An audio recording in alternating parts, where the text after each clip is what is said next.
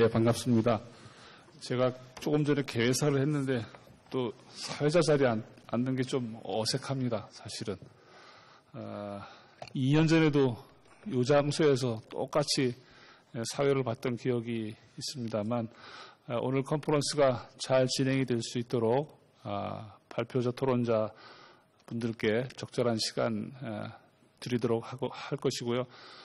플로어에서도 질문이 있으시면 질문하실 수 있는 시간을 세션 마지막에 잠깐 시간을 내서 드리도록 하겠습니다. 먼저 1세션은 국내 금융기관의 핀테크 혁신 현황과 과제라는 주제입니다. 두 분의 발표자가 계시는데요. 김형진 농협은행 팀장님과 구태현 테크로엔 대표 변호사님께서 발표를 맡아주시겠습니다. 1세션에 주어진 시간이 70분입니다. 70분인데 토론자가 또 두 분 계시거든요. 그래서 토론자한테 각각 10분 정도씩 시간을 드리도록 하고요. 두 분 발표자께서는 20분 정도씩 발표를 해주시면 시간은 한 2, 3분 정도 이렇게 더 유동성은 있습니다만 어쨌든 플로어에도 질문이 있으실 것 같아서 약간의 시간을 좀 남겨놨습니다. 그러면 먼저 김형진 팀장님께서 발표를 해주시기 바랍니다.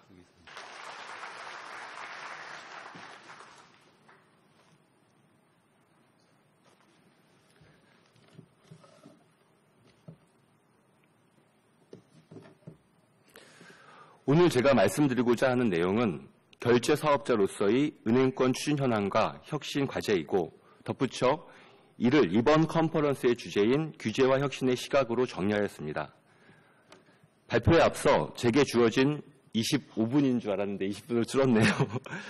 이 시간 동안 준비한 내용 모두를 빠짐없이 전달하기 위해 원고를 읽는 방식으로 발표드리게 된 점 양해 바랍니다.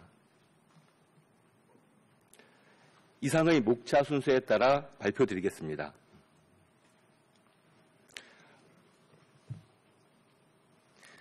먼저 시장 변화입니다. 과거 은행의 역할은 은행 계좌를 기반으로 여러 결제 사업자들이 지급 결제 서비스를 제공할 수 있도록 지원하는 것이었습니다. 자료로 보시다시피 은행이 수행 또는 지원하는 여러 지급 결제 업무는 과거 은행이 영업망을 통해 확보한 계좌를 기반으로 이루어지고 있어 다수의 고객 계좌를 갖고 있는 은행은 특별한 노력 없이도 안정적인 수익을 확보할 수 있었습니다. 하지만 최근 10년간 지급결제 시장의 변화의 주요 흐름인 캐시리스, 계좌리스, 영업전 리스로 비금융기관이 은행의 역할을 대신함에 따라 은행권 역시 수수도 수익과 고객과의 접점 유지, 지급결제 관련 빅데이터 확보를 위해 결제 사업자로서 시장에 참여할 수밖에 없는 상황에 놓이게 되었습니다. 그래서 은행권은 국내 결제 시장의 절대 강자인 신용 체크카드 대비 저비용 낮은 가맹점 수수료 구조의 직불 결제 서비스인 현금카드 결제 서비스를 도입하게 됩니다. 현금카드 결제란 자동화기기 현금 입출금용으로 기발급된 현금카드를 직불 결제 수단으로 활용하는 서비스입니다. 여기서 현금카드는 자동화기기에서 현금 입출금이 가능한 모든 카드를 지칭합니다.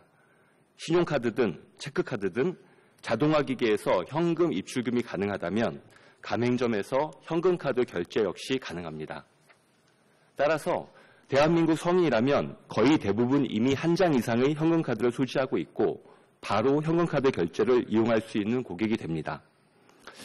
현금카드 결제의 주요 특징으로 가맹점 수수료는 업종 무관이나 결제 금액에 따라 최고 1%에서 최저 0.3%이고 공동 가맹점 제도를 채택하여 한 개 은행과 가맹 계약을 체결하면 그 가맹점에서는 동사업에 참여한 모든 금융기관의 현금카드로 결제가 가능합니다. 현재 현금카드 결제는 25개 금융기관이 참여하고 있으며 이들 금융기관이 발급한 1억 장 이상의 현금카드가 바로 결제에 이용될 수 있습니다.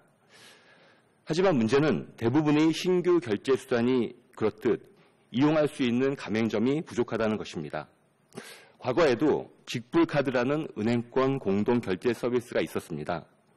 신용카드 대비 낮은 가맹점 수수료와 공동 가맹점 방식은 동일하였으나 직불카드는 수수료 배분에 있어 발급은행이 수수료 전부를 가져가는 구조였습니다. 이러한 사유로 당시 직불카드 사업에 참여한 대다수 은행들은 가맹점 추진보다는 직불카드 발급에 주력하였고 그 결과 당시에도 몇천만 장의 직불카드가 발급되었지만 직불카드를 이용할 수 있는 가맹점의 부족으로 고객들의 이용은 미미하였습니다. 현금카드 결제의 경우 과거 직불카드의 실패 사례를 참고하여 가맹점으로부터 1%의 수수료를 수취하면 가맹점을 추진한 매입은행에게 0.2%의 수수료를, 현금카드를 발급한 발급은행에게 0.5%의 수수료를, 단말기를 공급하고 결제정보 중개 업무를 수행한 벤사에게 0.3%를 배분하는 수수료 정책을 채택하였습니다. 언뜻 보면 발급은행이 더 많은 수수료를 가져가는 듯 보이나 실제 계산해보면 매입은행의 경우 어떤 은행의 현금카드가 결제된다고 하더라도 거래금액의 0.2%를 수수료로 가져갈 수 있어 가맹점을 추진한 매입은행이 더 많은 수수료 수익을 가져가는 구조입니다. 다음 장입니다. 서비스 시행 초기 신세계나 롯데 등 대형 유통 가맹점과 주거래 관계로 현금카드 가맹점을 추진했던 다른 은행들의 매출이 월등히 높았습니다. 금고관리가 주력 사업인 저희 농협은행은 상대적으로 기업 금융에 취약하여 대형 가맹점 추진이 어려웠고 따라서 시장 점유율도 미미하였습니다. 하지만 병원, 마트, 약국, 대형 유통사 등을 타겟 업종으로 정하고 벤사나 벤총판, 산업별 협회, 단체 등과 제휴하여 현금카드 가맹점 추진에 주력한 결과 2016년부터 현금카드 결제 MS 1위를 차지하게 되었습니다.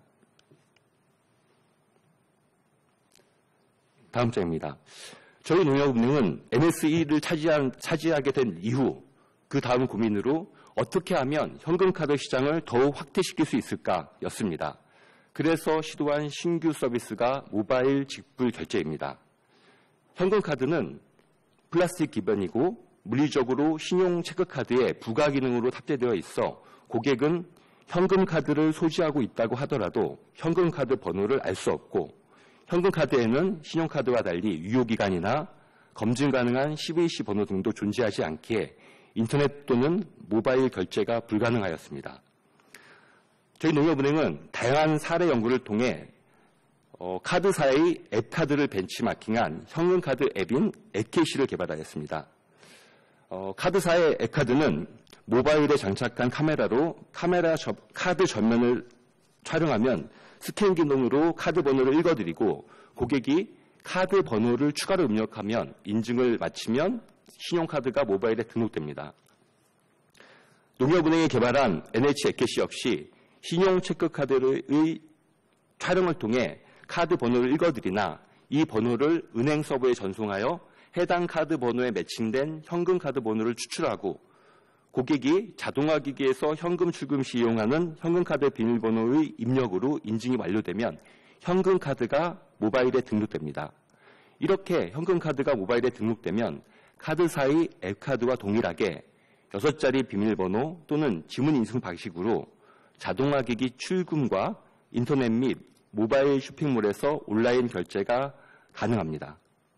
에케시는 낮은 가맹점 수수료와 금융권 공동 가맹점 제도라는 현금카드 결제의 장점을 그대로 수용하여 모바일로 구현한 모바일 직불 결제 서비스이고 저희 은행 실무자들은 이를 줄여서 모직불이라고 부르고 있습니다. 다음 장입니다. 에케시 방식의 모바일 직불 결제 서비스는 농협은행이 처음 도입하였습니다만 모바일 직불 결제에 관심을 갖고 있던 은행권은 한국은행과 함께 모바일 직불 결제 활성화를 공동으로 추진하는 데 합의하였고 올해 8월부터 각 은행의 모바일 금융 담당자들이 참여한 모바일 직불 서비스 활성화 워킹그룹을 구성하였는데 이 워킹그룹의 첫 번째 과제가 모바일 직불 결제의 표준 수립이었습니다. 현금카드 결제에는 25개의 금융기관이 참여하고 있어 공동 가맹점을 운영하기 위해서는 모바일 결제 프로세스를 표준화하는 것이 무엇보다 중요했습니다. 그렇게 만들어진 산출물이 공동 QR 표준입니다. 공동 QR은 하나의 QR코드를 여러 모바일 결제 플랫폼이 공동으로 사용함으로써 고객과의 원활한 커뮤니케이션과 결제 사업자 또는 결제 플랫폼 사업자의 중복 투자를 방지하자는 목적으로 만들어졌습니다. 공동 QR에는 최소한의 가맹점 정보를 코드화하고 결제 허브 QR 서버를 통해 가맹점 정보를 공유함으로써 어떤 모바일 결제 앱으로 공동 QR을 읽더라도 공동 QR을 통해 획득한 최소한의 가맹점 정보를 이용하여 해당 결제 사업자의 개별 QR 서버에 저장된 가맹점 계약 정보를 불러들여 결제가 완료될 수 있도록 지원하는 방식입니다. 다음 장입니다. 여기서 최근 주목받고 있는 제로페이에 관해 말씀드리겠습니다. 지금까지 말씀드린 모바일 직불결제와 제로페이는 많은 부분에서 유사합니다. 모바일의 활용, 낮은 결제 수수료, 공동 가맹점, 공동 QR의 이용 등이죠. 다른 점이라면 모직불은 은행권을 중심으로 추진되고 있으며 제로페이는 카카오나 네이버 등 민간 결제 사업자의 참여를 전제로 추진되고 있다는 점입니다. 다음 장입니다. 제로페이가 공공성을 갖고 추진되고 있는 사업인 만큼 은행권도 민간 결제 플랫폼의 자금이체 지원만이 아니라 결제 사업자로서 제로페이 사업에 동참할 예정입니다. 다만 모직불의 경우 신용체크카드와 마찬가지로 벤사 협업 구조인 만큼 은행권 공동 결제 서비스 중 벤 리스 형태로 운영되고 있는 뱅크머니 선불 결제 서비스와 뱅크페이 직불 결제 서비스를 제로페이 플랫폼과 연동하여 가맹점 수수료 제로 서비스를 제공할 예정입니다. PPT 자료에 그 서비스별 거래 흐름을 보시면 앱카드와 앱캐시는 벤사를 통해 오프라인 가맹점에서 거래되는 방식이고 금융권 공동 뱅크페이 직불이나 뱅크머니 선불은 주로 피지사를 통해 온라인 가맹점에서 결제되는 방식입니다. 여기서 제로페이 플랫폼이 벤사 역할을 대신하여 가맹점 추진 및 공동 QR 보급, 정산 지원 등의 업무를 지원함으로써 벤리스, 피지리스의 결제 서비스 제공이 가능해지며 이를 기반으로 가맹점 수수료 제로를 구현하겠다는 것이 제로페이 기본 개념입니다. 다음 장입니다. 지금까지 결제 사업자로서의 은행권 추진 현황을 말씀드렸고 이제부터는 향후 혁신 과제를 말씀드리겠습니다. 은행권은 제로페이와 모바일 직불 결제 서비스를 모두 금융권 공동사업으로 추진하려 합니다. 신용카드사가 앱카드를 다양한 간편결제 플랫폼에 연동하여 채널로 활용하듯 은행권 역시 뱅크머니 선불과 뱅크페이 직불 그리고 모바일 직불 결제를 API화하고 다른 모바일 플랫폼에 연동시키는 방법으로 채널을 확대하려 합니다. 이를 위해 1단계로 금융권 공동 앱으로 아직까지 공동 결제 서비스에 참여하지 않은 은행들이 적은 비용 투자와 노력으로 참여할 수 있도록 유도할 계획입니다. 2단계로는 모직불 API를 만들어 이미 많은 수의 고객을 확보하고 있는 각행의 모바일 뱅킹 플랫폼에 장착하고 3단계로 외부 모바일 간편 결제 플랫폼에 API를 제공함으로써 더 많은 고객이 손쉽게 모바일 직불 서비스를 이용할 수 있는 환경을 만들고자 합니다. 다음 장입니다. 혁신 과제의 다른 한 축은 가맹점을 확보하는 것인데 은행권의 마케팅 역량과 공동 QR을 활용하여 제로페이 가맹점과 모직불 가맹점을 동시에 추진하는 방안입니다. 현재 제로페이는 벤 리스 형태이므로 벤사가 설치 운영하고 있는 포스 시스템을 이용할 수 없습니다. 하지만 아시다시피 소규모 개인 사업자를 제외한 대부분의 유통 가맹점들은 카드 결제, 재고 관리, 회고 관리 등의 목적으로 포스 시스템을 이용하고 있기 때문에 가맹점주의 편의와 제로페이 이용 확대를 위해서는 제로페이용 공동 QR과 포스 시스템의 연동 개발이 필요합니다. 모직불의 경우 벤사 협업 결제 서비스로 가맹점 추진을 위해서는 포스 영동 개발이 반드시 필요한 만큼 은행권이 벤사와 협력하여 모직불 가맹점을 추진하는 과정에서 제로페이 연동 개발까지 동시에 추진한다면 비용 절감과 서비스 활성화에 도움이 될 것으로 판단합니다.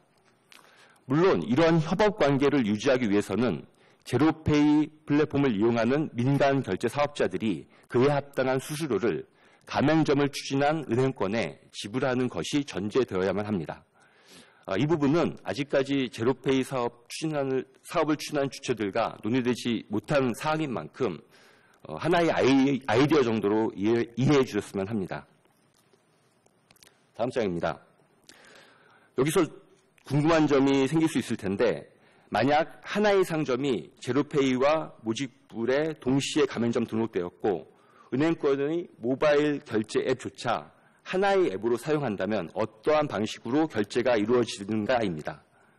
자료를 보시면 하나의 모바일 결제 앱으로 앞서 언급했던 뱅크머니 선불 결제와 뱅크페이 직불 결제 그리고 모직불 모두를 공동 QR을 활용하여 거래하기 위한 서비스 거래 흐름을 정리하였습니다. 여기서 잠깐 새롭게 등장하는 또 하나의 결제 프로세스가 있는데요. 제일 위에 모바일 현금 카드를 BC카드 가맹점에서 사용하는 방안입니다. 현금카드 결제가 활성화되기 위해서는 가맹점이 필요한데 아직까지 현금카드 가맹점은 극히 미미합니다. 그래서 모바일을 이용한 모직불의 경우 현금카드, 기존의 플라스틱 현금카드는 불가능했지만 모바일 결제의 경우 신용카드망을 활용해서 모바일의 기능을 활용해서 신용카드망을 이용하는 것이 가능합니다. 이 부분에 대한 이해를 돕기 위해 부가적으로 설명을 드린다면 저희 농협은행은 타 카드 사업보다 좀 늦게 카드 사업에 참여했습니다. NH 채용카드 출시 초기에는 자체 가맹점이 없기 때문에 국민카드에 일정 수수료를 지급하고 매입 및 정산 업무를 위탁했습니다. 간단하게 말해 국민카드의 가맹점을 빌려 쓴 거죠. 마찬가지로 저희 모직불 역시 모직불 가맹점이 아니라면 신용카드 가맹점을 빌려서 결제를 완료하는 새로운 결제 서비스를 BC카드사와 저희 농협이 현재 공동 개발 중에 있습니다. 첫 번째 흐름이 지금 말씀드린 케이스고요. 이 경우에 결제 정보의 분계 처리는 포스 시스템이 담당합니다. 두 번째 흐름인 뱅크머니의 경우 선불 결제 서비스인 만큼 고객이 직접 결제 앱에서 뱅크머니 선불을 선택하여 충전된 선불금 한도에서 결제하는 방식입니다. 앞서 말씀드린 가장 문제가 되는 것은 제로페이와 모직불 모두 가맹 계획이 체결되어 있고 공동 QR을 이용하는 경우인데 이 경우 가맹점이 소상공인이라면 가맹점 수수료가 저렴한 제로페이 플랫폼으로 결제 정보를 전송하고 대형 가맹점이라며 그리고 은행권이 추진한 가맹점이라면 모직불 서버로 결제 정보가 전송되도록 설정하는 것이 가능합니다. 이 경우 분계 처리는 모바일 결제 플랫폼이 담당하게 됩니다. 이러한 결제 프로세스가 다소 복잡하게 생각될 수 있겠지만 기술적인 부분, 뒤에 있는 기술적인 부분은 결제 사업자들이 고민할 부분일 거고요. 실제 고객은 하나의 앱을 이용하여 공동 QR을 스캔하는 동일한 방식으로 거래가 가능하다는 점만 이해해 주시면 될 것 같습니다. 지금까지 결제 사업자로서의 은행권 추진 현황과 혁신 과제에 대해 말씀드렸고요. 이제부터는 이번 컨퍼런스의 주제인 규제와 혁신의 관점에서 말씀드리겠습니다. 먼저 사전적 의미로 규제는 국민과 기업의 활동에 제한을 가하는 일체의 행정 조치를 의미하며 혁신은 묵은 조직과 제도, 풍습, 방식들을 바꾸어 새롭게 하는 활동을 말합니다. 금융권의 경우 규제는 관련 법, 시행령, 시행세칙, 유권 해석, 행정지도, 약관 승인, 보안성 심의, 시행세칙 등의 형태로 구현되며 최근에는 개인정보 및 소비자 보호 관련 규제가 강화되는 추세입니다.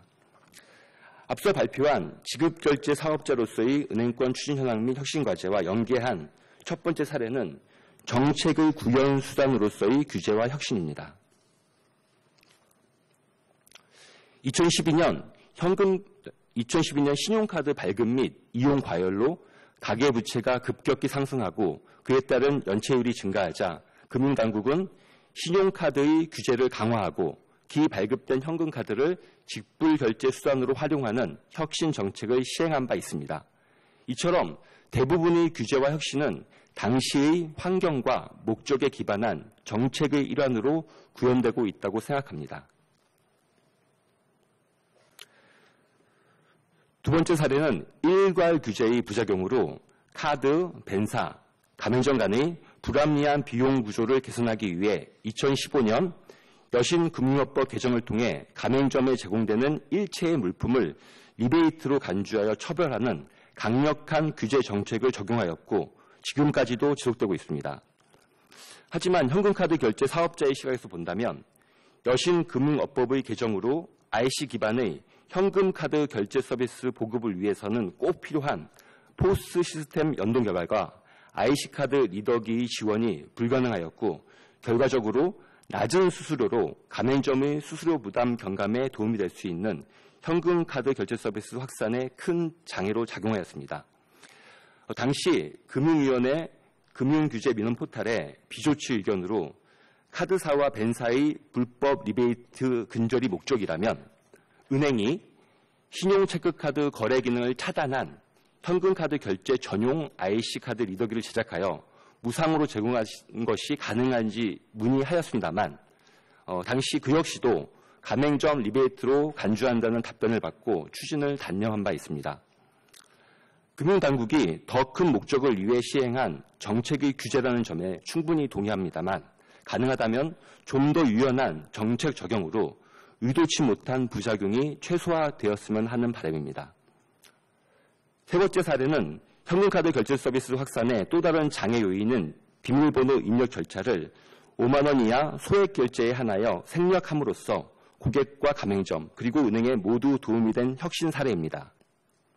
저희 농협은행은 현금카드 무핀 결제 서비스의 도입을 위해 금융결제원과 함께 지속적으로 금융당국을 설득하였고 제도 도입을 위해 현금카드 결제 FDS 구축과 분실 도난카드의 부정사용 발생 시 가맹점에 무핀 결제 서비스를 제공한 매입은행이 타행카드 이용 고객에게도 피해금 전액을 보상하는 것을 조건으로 무핀 결제 서비스 약관을 승인받았습니다.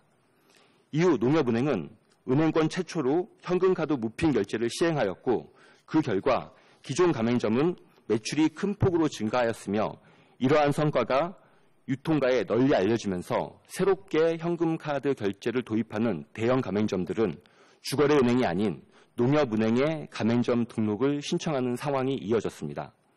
결과적으로 현재 농협에 가맹 등록한 대형 가맹점의 80% 이상이 이전까지 농협은행과 전혀 거래 관계가 없었던 신규 고객이었다는 점에서 결제 서비스의 혁신이 다수의 신규 우량 고객을 유치한 우수 사례로 소개하고자 합니다.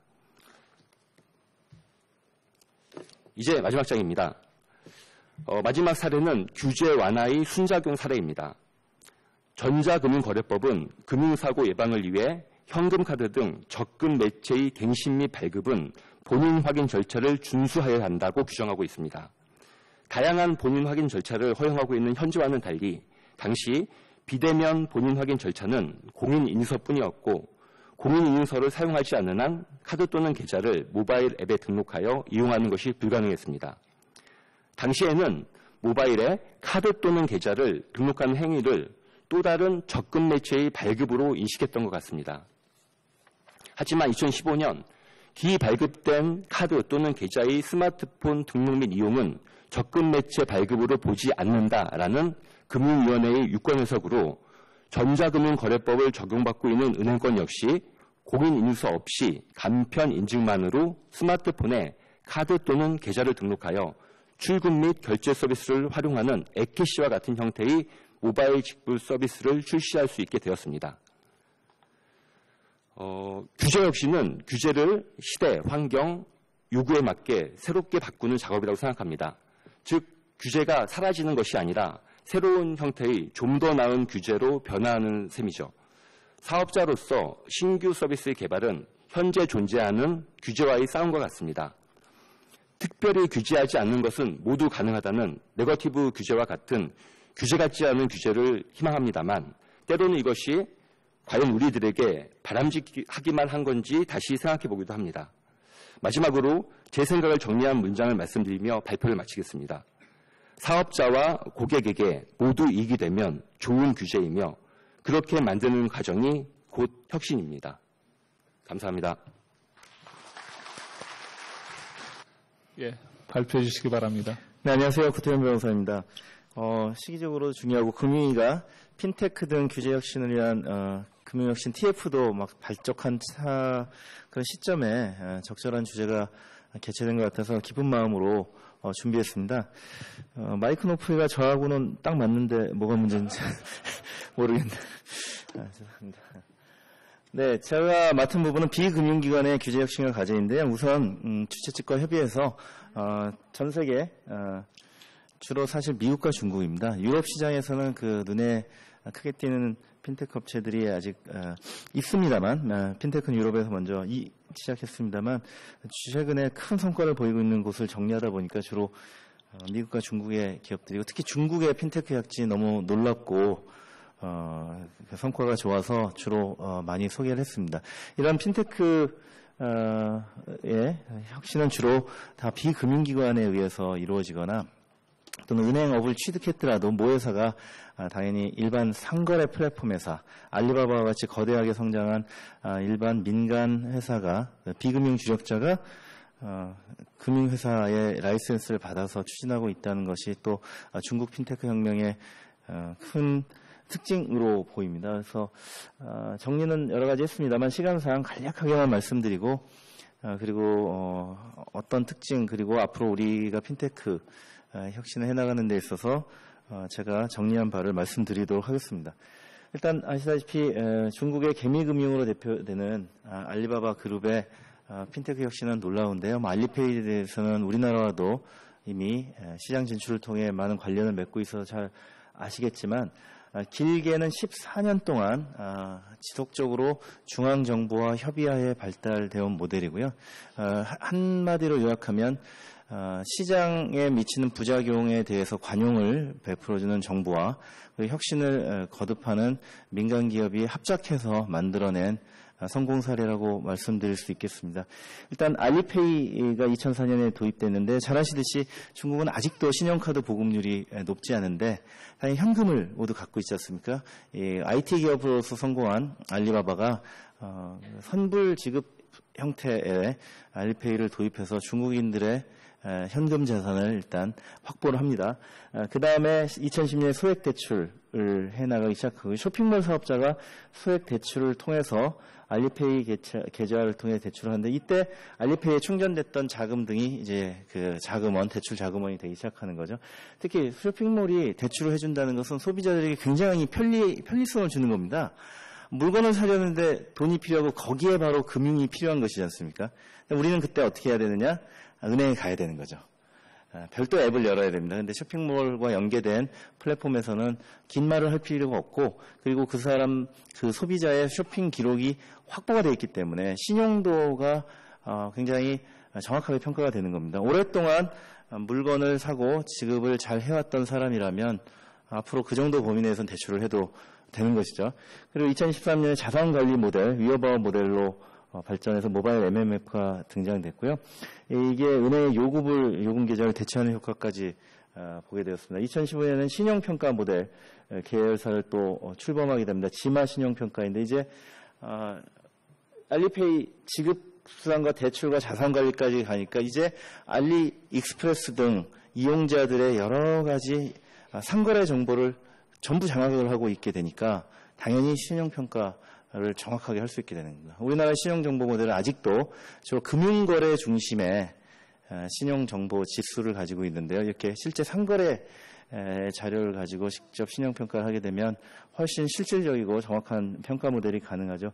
그것을 통해서 이제 2015년에 마이뱅크라는 은행업을 허가를 받아서 드디어 은행업으로 진출하게 되는 이런 과정을 가지고 있고요. 이 과정에서 출시한 수많은 서비스들은 이용자들에게 편리하고 그리고 정확하고 혁신적인 모델을 많이 가지고 있습니다. 지금 말씀드린 알리페이, 이어바오, 지마신용이 대표적인 3대 핵심 서비스이고요. 알리페이는 이제 최근에는 드디어 해외 시장까지 진출하고 있고, 당연히 우리나라에도 들어와서 중국인들이 불편하지 않게 편리하게 중국 내 지급 경험을 그대로 우리나라 명동에서도 제주도에 쓸 수 있게 하는데 진출해서 그런 이야기도 있는데요. 중국 관광객들이 왔다 가지만 가맹점에서 판매 수익을 얻는 것 이외에는 지급결제 수단이 모두 알리페이를 이용해 버리니까 우리나라에서 어떤 산업적인 효과가 매우 떨어진다는 이야기를 들은 적도 있는데요. 이런 식으로 금융이 수출 산업으로서 전 세계에 진출해서 바로 수익을 올리고 국부를 창출하고 있는 그런 모습을 알리페이에서 볼 수 있습니다. 위챗페이도 잘 아시는 텐센트라는 IT 회사, 게임으로 출발한 회사가 위챗이라는 국민 메신저를 가지게 되었는데, 우리나라의 카카오톡과 같은 것인데, 그 위챗이 바로 또 역시 선불 지급수단 형태의 위챗페이를 도입해서 알리페이와 쌍벽을 이루는 지금 상황입니다. 실제 중국에 가보면 가맹점에 알리페이 QR코드와 위챗페이 QR코드가 나란히 진열되어 있고요. 그 앞에 뭐 애플페이도 있고 신용카드도 있는데, 대부분의 중국인들은 휴대폰으로 직접 QR코드를 찍는 것에 익숙해져 있는 모습을 볼 수 있었습니다. 실제 지급대에서 줄을 서서 기다리더라도 전혀 지연이 발생하지 않고 지급을 하고 있는 모습을 볼 수 있고, 여기도 마찬가지로 지금 최근에 이제 출시된 서비스는 QR이 너무 익숙해지다 보니까 스캔 투 바이라고 해서 거치대에서 물건이 이렇게 진열되어 있는 곳에서 물건에 QR코드를 찍으면 바로 거기서 그냥 결제가 이루어져 버리는 겁니다. 그리고 자기 장바구니에 놓고 그냥 상점을 나오면 되는 것이죠. 물론 도난 문제는 다른 방식으로 방지하면 되는데, 계산대에 줄을 필요가 없는 스캔 투 바이라는 서비스까지 바로 확장이 가능해지는 이런 최근에 상품이 있고요. 또 소미 입금이라고 해서 고객이 위챗페이를 통해서 결제를 하면 상점은 이제 실시간으로 문자, 위챗 문자를 통해서 얼마가 지금 입금되고 있는지를 그대로 바로 파악하게 되고, 또 이런 B2B 서비스, 이러한 여러 가지 정보들을 잘 편리하게 해서 매출 관리를 할 수 있는 이런 서비스도 바로 다 위챗페이가 제공하고 있고요. 또 무광지불이라고 해서 최근에 이제 주차장까지 진출해서 주차장이 차량 번호와 함께 다 연결이 돼 있어서 그냥 차를 타고 지나가면 저절로 위챗페이로 지불이 이루어지는 겁니다. 정말 캐시리스, 심지어 휴대폰 리스 이 지급까지 발전시키고 있는 그런 상황입니다. 그리고 여러 가지 저런 화면에 있는 QR코드 등을 통해서 스스로 사고 스스로 지불을 하는 셀프 체크까지 이제 가능해서 이제 계산대가 없어지고 있는 그런 혁명을 중국의 소매상들에서 이루어내고 있는데, 이 페이 하나가 이렇게 유연하게 성장을 하면 소비자들에게 정말로 편리한 경험과, 그리고 바로 상인들에게는 비용의 절감이라는 효과, 일석몇조의 효과를 지금 보고 있는 현장을 중국에서 확인할 수 있고, 연결해 보면 이제 생활요금 납부등도 저절로 다 되는 것이고, 또 승차코도 지금 밑에 텐센트 회장 마라톤이 직접 시연하는 건데요. 핸드폰에 QR코드를 딱 표시하고 버스를 타서 버스에 스캐너가 달려 있습니다. 거기다 갖다 대면 0.3초 만에 이제 버스비 지불이 됩니다. 우리는 교통카드 시스템을 발전시켜서 한국 스마트카드와 서울시가 개발하고 LG CNS가, 그래서 전국에 지금 교통카드 시스템을 갖고 굉장히 편리하다고 자부를 하고 있었는데, 위챗페이 하나로 이제 교통카드 시스템까지 해결을 해버린 거죠. 우리는 후불 교통카드를 들고 다녀야 되는데 중국은 스마트폰 하나만 들고 다니면 됩니다. 이제 어느 나라가 이제 더 발전하고 있는지는 이미 평가가 될 수 있다고 생각하고요. 그게 연결되다 보니까 셀프 주문, 그다음에 온라인에서 소셜 홍바오점이라는 것을 이제 출시해가지고 편의점에서 이제 홍바오를 하는 여러 가지 일종의 복표라고 할까요? 이렇게 붉은 봉투라는 뜻인데, 그걸 열어보면 여러 가지 이제 쿠폰이라든 이런 것을 받을 수 있는 그런 것들이 연결되는 식으로 발전하고 있는 게 지급결제 부문에서 굉장히 특징적인 중국의 시장이라고 말씀드릴 수 있겠습니다. 그 밖에 이제 송금 서비스 등도 있는데요. 그 서클이라는 서비스가 있고요. 그 온라인 비전을 하고 있는데 증권형 토큰 플랫폼으로 SEC의 허가를 받아서 진출하고 있습니다. 또 온라인 보험도 발전하고 있는데 오늘 이제 제가 준비할 때 꼭 지급결제 부분을 넘어서 여러 가지 핀테크 서비스도 포함한 이유는 이들이 서로 연계가 되면서 보험료 지급이나 이런 것도 편리하게 해결을 하고 동시에 그러한 종합적인 서비스를 통해 가지고 빅데이터를 수집한 빅데이터 회사로 모두 발전하고 있다는 특징으로 이해해 주시면 되겠습니다. 그래서 이런 중한 온라인 같은 온라인 보험도 이미 인공지능, 클라우드 컴퓨팅, 빅데이터 분야에 성공한 기술을 가지고 있는 회사입니다. 그리고 세계 최초로 100% 클라우드 보험 업체로 전부 비대면 영업을 하고 있고요. 보안도 뛰어나고 있다고 하고 중국 인민은행의 신용평가 데이터베이스와 연동을 허락을 받았습니다. 우리는 이제 개인정보보호법, 신용정보보호법 때문에 어쩔지 모르겠습니다만 기술 연구 개발도 엄청나게 하고 있습니다. 그래서 이런 식으로 발전하고 있고 또 미국의 오스카라는 보험도 이제 온라인 기업으로 발전하고 있는데 이런 특징적인 게 건강한 사람을 받아서 수익을 내는 것이 보험업이다 하는 정도로 좀 비판적인 그런 이야기가 있지 않습니까? 이 보험은 환자를 보험을 가입받아서 환자의 질병을 개선해 줍니다. 빅데이터와 라이프 로그 그리고 원격 상담 서비스 등을 통해서 환자를 보험 가입자로 오히려 유치하는 것에 집중을 해서 그 건강하게 만들어진 여러 가지 서비스를 하는데 미스핏이라는 이제 웨어러블 손목형 웨어러블 밴드를 착용하게 하고요. 그것을 통해서 환자 질병을 가진 사람들이 걸음수나 여러 가지 운동 데이터를 측정을 해서 이를 통해서 원격 코칭을 해주는 거죠. 그리고 어떤 질병적인 것에 치료나 또 미국은 원격 의료가 가능합니다. 의사와 원격으로 온라인 대화를 하고 처방을 받을 수가 있는데요. 그런 서비스들과 연결을 해서 건강을 개선하는 활동을 하면은 보험 가입자에게 오히려 돈을 지급합니다. 연간 최대 240불까지 지급한다고 하니까요. 보험을 가입하고 돈도 버는 이런 기존의 발상을 뒤집는 획기적인 모델을 통해서 사회에 기여를 하고 있습니다.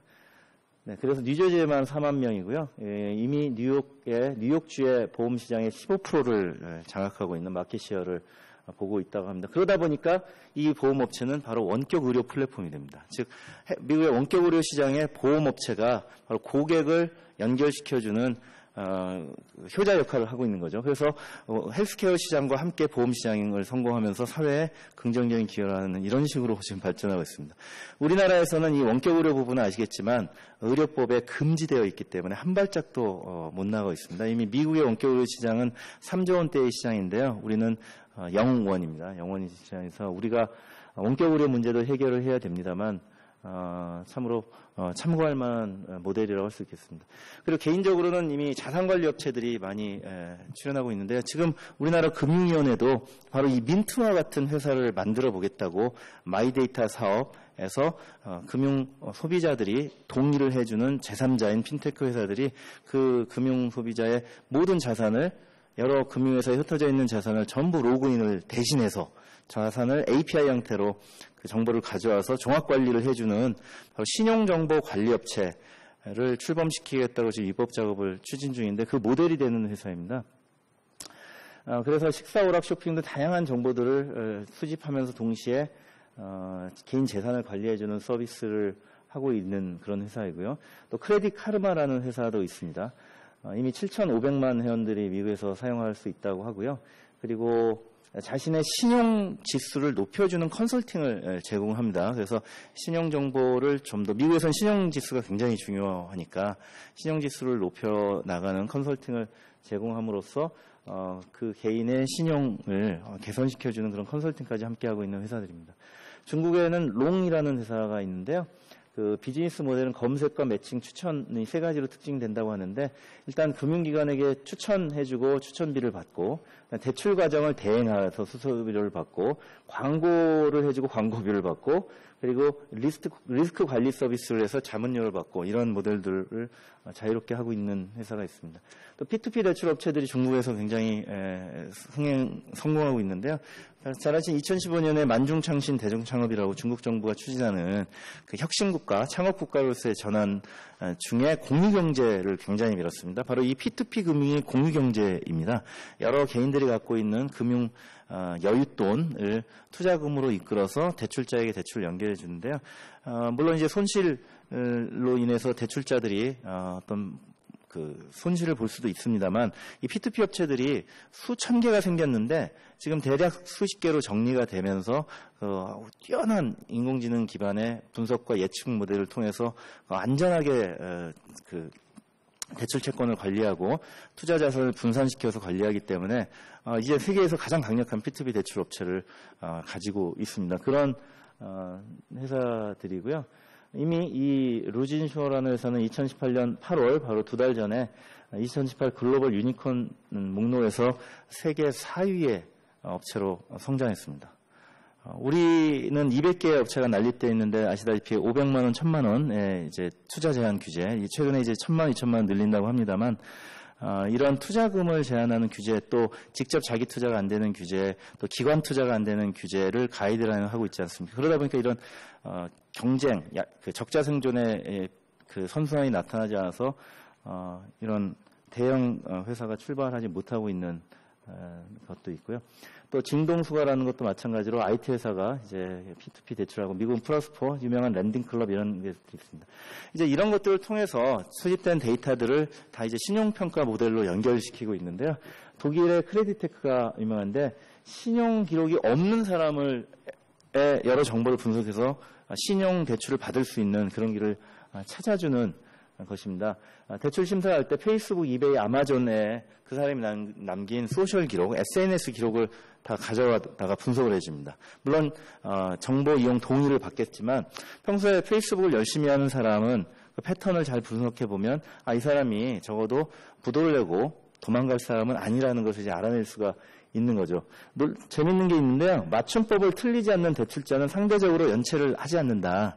이런 말씀이 여기 있습니다. 그래서 카카오톡 쓰실 때 맞춤법을 틀리지 않도록 좀 주의하시기 바랍니다. 그리고 주기적으로 택배 배달을 받고 있으면 우수한 신용자일 거다. 근데 이런 택배를 주기적으로 받고 있는 건 우리나라의 신용정보회사에는 없거든요. 그런 정보는. 그러니까 신용지수는 굉장히 하등급인데 이러한 새로운 모델의 신용평가 회사의 컨설팅을 받으면 굉장히 높은 평가를 받아서 대출을 받을 수가 있게 되는 거죠. 그분은 연체를 하지 않습니다. 안전한 그 대출 고객인데도 기존 금융권에서는 대출을 못 받는 이런 어려움을 해결해 줍니다. 크라우드 펀딩 킥스타터 모델은 잘 아시겠지만 수십억까지도 비디오 하나로 펀딩을 할 수 있는 플랫폼인데 이게 잘 작동될까 싶은데도 그리고 실제로 개발하겠다고 한 제품을 개발하지 못하는 우리 시각으로 보면 먹튀 같은 현상이 발생하고 있는데도 잘 돌아가고 있습니다. 시장이 평가하고 그리고 사기성 프로젝트는 이미 처음에 제품 홍보를 할 때부터 이미 시장에서 냉정한 평가를 하는 이러한 자정 시스템이 인터넷에 이미 마련되어 있기 때문에 사기를 치려고 해도 제대로 쳐야지 어렵습니다. 그렇기 때문에 성공적인 이런 크라우드 펀딩을 통해서 수많은 창작자들, 혁신가들에게 개발 자금을 원활히 대주는 플랫폼으로 잘 작동을 하고 있고요. 그래서 이제 디지털 은행으로 넘어가는데 지금 보시면 타오바오, 티모, 알바바 전자상거래 플랫폼들이 바로 이 대기업이거나 데이터를 공유할 수가 있기 때문에 여기서 아까 말씀드린 이제 지급결제 편리성 등으로 수집된 모든 데이터를 수집해서 은행업을 하고 있으니까 바로 실물 경제에서 금융이 동시에 작용을 하고 있는 거죠. 금융과 실물 산업이 분리되어 있는 것이 아니라 거의 함께 동전의 양면처럼 붙어서 작동을 하고 있는 겁니다. 마치 몸에 맞는 옷처럼 금융산업이 발달하고 있는 것이 이들 핀테크 선진국들의 특징이라고 말씀드릴 수 있겠습니다. 그래서 농가를 대상으로도 그런 여러 가지 정보들을 수집해서 바로 소액 신용대출을 해줄 수 있는 그런 것까지 발달하고 있고요. 이제 잘 아시는 텐센트의 위뱅크도 마찬가지로 소액 대출, 자산 관리 이런 여러 가지 유용한 서비스들을 바로 그런 거대한 빅데이터를 가지고 있는 텐센트 그룹이 직접 하니까 말할 것도 없이 정확하게 필요한 곳에 또 정확한 신용평가를 통해서 금융 서비스를 제공하고 있습니다. 영국도 아톰 뱅크가 있는데 이제 블록체인 기술을 도입해서 새롭게 출발하고 있는데 이미 이것도 모바일 어플리케이션은 완전 인터넷 전문 은행이고요. 이미 핀테크 기술을 가지고 있는 기술 기업입니다. 이런 기술 기업들이 역시 은행 혁신도 주도하고 있다는 걸 알 수 있습니다. 그래서 이런 세계적인 동향을 살펴보면 세계 경제가 이제 2007년 아이폰 출시 이후에 모바일 경제로 급선회했고 이미 11년밖에 되지 않았다는 게 믿기지 않을 정도입니다. 최근에 애플의 제품 발표를 보셨는지 모르지만 애플 워치라는 이 웨어러블 워치가 심전도 측정 기능까지 탑재를 하고 출시를 하고 있습니다. 이제 의료도 원격으로 발전하고 있는 상황이고요. 애플페이를 통해서 금융 지급결제 시장으로도 들어오고 있지 않습니까? 이렇게 IT 회사들이 모바일 플랫폼을 장악하고 플랫폼을 장악한다는 얘기는 고객을 장악하거든요. 고객을 장악하는 서비스를 장악한 이런 IT 기업들이 그 고객으로부터 수집된 다양한 실제 상거래 정보 등을 통해서 또 소셜 네트워킹 등의 정보를 통해서 정확하게 개인을 파악하고 거기에 금융을 매칭시키는 바로 이런 혁명을 하고 있는 것이 지금 현재 핀테크 혁명의 특징이라고 볼 수 있고 지급결제는 거기에 가장 중요한 유용한 고객들의 서비스로서 핀테크의 전초기지라고 볼 수 있는 그런 상황입니다. 플랫폼 기업들이 B2C의 금융 공급자가 되면서 기존 금융회사는 B2C의 B2B 공급자로 바뀌는 이런 현상, 즉 금융의 제조와 금융의 유통, 판매가 분리되는 현상이고 플랫폼 회사들이 이 유통을 장악하면서 금융이 소비자를 직접 접촉하는 장악력이 떨어지고 있는 것으로 다른 말씀들을 드릴 수 있습니다. 이게 금융산업, 핀테크에만 발생하고 있는 것이 아니고요. 다른 모든 산업군에 동시에 발생하고 있는 것인데요. 예를 들면 영상산업은 넷플릭스와 유튜브가 이미 전 세계 미디어 산업을 전부 파괴하고 있지 않습니까? 우리나라도요. 동영상 트래픽의 점유율이 유튜브가 이미 86%입니다. 2위가 네이버 TV 2%이고요. 또 아프리카 TV도 2%라서 이미 우리나라 영상 콘텐츠 산업은 유튜브에 장악되어 있는 상황이거든요. 그 유튜브가 대출을 해줘버리면 유튜브는 그 86%의 고객을 장악하고 있는 대출 모집인이 돼버리는 거죠. 가불이 뒤바뀌는 겁니다. 이런 현상으로 이해하시면 되겠고요. 핀테크 혁신은 정말 절체절명의 과제인 것 같고요. 이 소비자의 소비 습관이 오프라인에서 온라인, 온라인에서 모바일로 급히 변화하고 있는 것이 바로 가장 큰 위기 요인입니다. 그래서 핀테크는 바로 소비자가 금융을 필요로 하는 그곳에서 금융이 서비스되는 현상으로 지금 바뀌고 있는 것이고요. 아까 보셨지만 온라인에서 물건을 주문할 때 거기서 그냥 대출을 해줘 버리는 것이죠. 금융회사 앱은 모바일 금융이라고 말씀들을 많이 합니다. 또 하나의 점포입니다. 아까 말씀드린 금융이 필요한 곳에 금융이 있지 않고 금융을 필요로 하면 점포에 가야 되는 것은 온라인 점포든 오프라인 점포든 본질은 다르지 않거든요. 이것은 핀테크 시각에서 보기에는 상당히 좀 부족한 공급자 중심의 서비스에 머물러 있는 것이라고 알 수 있고요. 그래서 금융의 제조사와 공급자가 분리되는 현상이 이미 세계적으로 나타나 있고 금융의 제조는 금융회사가 금융의 공급은 플랫폼입니다. 근데 놀라운 것은 특히 중국의 회사는 은산분리, 금산분리가 아예 없기 때문에 플랫폼 회사가 금융회사를 계열사로 가지고 그 데이터를 모두 섞어서 빅데이터로서 고객을 장악하고 금융서비스 상품을 개발하고 있기 때문에 정말로 무섭습니다. 그래서 핀테크 혁신의 3요소를 세계적인 성공한 미국과 중국 등의 금융회사, 핀테크 회사들 중심으로 좀 살펴보니까 공급 혁신을 하고 있는 것 같습니다. 금융회사 아닌 비금융회사에 의해서 금융서비스의 핵심인 인공지능과 빅데이터를 가공해서 소비자의 정확한 신용을 도출해내는 모델을 이미 완성해내고 있고요. 그래서 이들이 금융을 서비스하는 금융회사로 변신하고 있습니다. 겉모습은 금융이지만 뒤에는 IT 기술과 IT 회사가 있는 것이죠. 그래서 전체적으로 다 데이터 테크놀로지 기업 집단이라고 볼 수 있고요. 당연히 이 유통망은 이들이 플랫폼이기 때문에 장악하고 있습니다. 고객의 접점을 장악하고 가로막고 있기 때문에 금융회사가 마케팅 조직 아무리 돌려본들 이런 플랫폼에서 배너 광고 하나 타겟 마케팅으로 띄우는 게 훨씬 많이 판매가 이루어집니다. 이런 타겟 마케팅을 통해서 최근에 이제 여러 가지 새로운 비즈니스 모델이 나오고 있는 것도 다 알고 계시겠지만 요즘 유튜브에서 인플루언서라는 우리 젊은이들이 한 달에 1억 원씩 벌고 있거든요. 딱 그 컨텐츠의 취향을 저격해서 그 고객들을 50만 명 확보하면 월 1억씩 봅니다. 이런 현상과 일맥상통하는 거죠. 세 번째는 지능화 핵심인 것 같은데 당연히 이런 회사들은 거대한 플랫폼으로서 수많은 데이터, 엄청난 데이터를 수집하기 때문에 그것을 가공 분석해서 해당 고객의 신용 상태와 취향을 정확히 파악해서 맞춤형으로 금융상품을 타겟 마케팅을 합니다. 헤어날 수가 없는, 내가 딱 필요할 때 정확하게 배너 광고가 뜨는 거예요. 우리도 이제 국무조정실이 최근에 온라인 어떤 상품을 팔았을 때 부수하는 보험은 판매할 수 있도록 좀 열지 않았습니까? 예를 들면 여행 상품을 사면 여행자 보험을 같이 팔 수 있게 일부 하고 있습니다만 중국에서는 일상적인 일입니다. 내가 여행 가는데 그때 딱 10,000원짜리 여행자 보험이 동시에 지급창에 함께 뜨면 그냥 체크 하나만 하면 보험을 가입할 수 있게 된다면 얼마나 보험 가입을 많이 하겠어요. 보험 산업에서 굉장히 복음인 거죠. 고객에게는 보험이 가입돼서 보장이 돼서 좋은 거죠. 바로 윈윈이 되는 그런 것들이 이 인공지능 분석과 플랫폼 장악을 통해서 이루어지고 있습니다. 다음 페이지에선 자료로서 좀 붙였는데요. 제가 한국 핀테크 산업협회 또 자문 변호사이기도 해서 지금 금융위원회와 협의하고 또 주장하고 있는 회원사들의 여러 가지 규제 완화 안건들 중에 좀 정리된 것들만 좀 이게 제안해드렸는데, 제목만 읽어보면, 마이데이터 사업, 지금 진행 중인 것 있었고요. 신용카드 포인트 활용 범위 확대 같은 게 있습니다. 여러분들도 지금 신용카드 사용 많이 하시니까 포인트 다 수백만 점씩 이미 여러 카드사에 나눠 갖고 있을 거거든요. 그것을 축의금으로 보내준다든지, 또 내가 돈 갚을 때 쓴다든지 하면 좋은데, 지금 그것을 못하고 있거든요. 자원이 낭비되고 있는 거죠. 이것도 일종의 개인의 리소스로서 공유경제에 활용할 수도 있고 하는 것인데 지금 못 쓰고 있습니다. 이걸 활용하면 좋겠다라는 것이고요. 또 일사전속주의가 보험과 대출, 카드 모집에 적용되고 있는데 이것들이 종합상품 비교를 어렵게 해서 종합자산관리를 어렵게 합니다. 일사전속주의가 이제는 폐지되어야 될 시점이고 부작용은 이제 플랫폼이니까 통제할 수 있을 것 같고요. P2P 대출 쪽에 아까 말씀드린 개인 투자자의 투자 한도, 자기 대출, 그리고 법인 기관 투자, 그리고 이자 소득세율 완화 이런 것들의 과제가 있고요.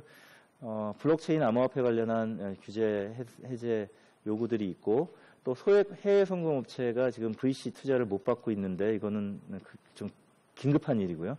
로보 어드바이저라고 인공지능 서비스를 도입하는 데 필수적인 것인데 아까 중국의 그 회사들 전부 인공지능으로 로보 어드바이저에서 종합자산 관리를 해줘서 서민들에게 한 100만 원을 가지고 와도 자기 불려주는 그 재산 관리를 해주는데 우리가 이제 자본금 요건이 높고 해서 IT 기술을 가진 젊은이들이 이 로보 어드바이저 산업으로 진출을 못하고 있습니다. 가상통화 활용한 송금, 소액해외 송금 등등등등 이런 과제들이 있으니까 한번 좀 살펴봐 주시기 바라고요. 결국 시장의 리소스를 금융의 리소스로 활용할 수 있게 하는 이 공유경제 관점에서의 접근도 우리 사회에 굉장히 여러 가지 공급자 중심의 핀테크를 탈피할 수 있는 중요한 요소라고 생각을 합니다. 네, 이상 발표를 마치겠습니다. 감사합니다. 예, 구태현 변호사님 감사합니다. 이미 많이들 알고 계시는 내용일 것 같은 그 발표 내용입니다만 또 그 속에 또 최신 그 움직임에 대해서 담고 있어가지고 저도 잘 들었습니다. 그리고 법적인 면에서의 문제점과 대안까지 제시해 주셔가지고 청중께서도 참조하실 만한 자료가 될 것 같습니다. 지금부터는 두 분의 토론자들한테 마이크를 넘겨서 10분씩 토론해 주시는 것을 부탁드리면서 마이크 넘기겠습니다. 먼저 데이터 애널리틱스 랩의 장석호 대표님 먼저 마이크 넘기겠습니다. 네, 부탁합니다.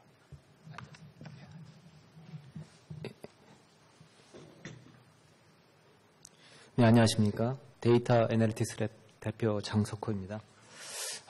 두 분 말씀 잘 들었습니다. 발표한 내용이 아주 여러 가지 내용을 아주 일목요연하게 잘 정리가 되어 있어서요. 저도 개인적으로 좀 많이 배웠고 또 우리가 현재 정말 변혁의 시대 또 지급결제의 변혁의 시대의 한가운데 있구나라는 것을 새삼 느끼게 됩니다. 예, 일반적으로 이제 대부분 이제 공감하면서도요. 이제 패널로 이제 제가 온 것은 약간은 좀 커멘트도 하고 비판적인 시각을 주기 위해서 이 자리에 있다고 생각도 되어서 그런 면에서 몇 가지 의견 드리도록 하겠습니다. 이제 전반적으로 모바일 결제 면에서 이제 추가 의견 몇 가지를 좀 드리면요. 우리가 이제 중국의 사례를 통해서 이제 엔트 파이낸셜과 이제 위챗의 금융 서비스에 대해서 저희가 보았습니다.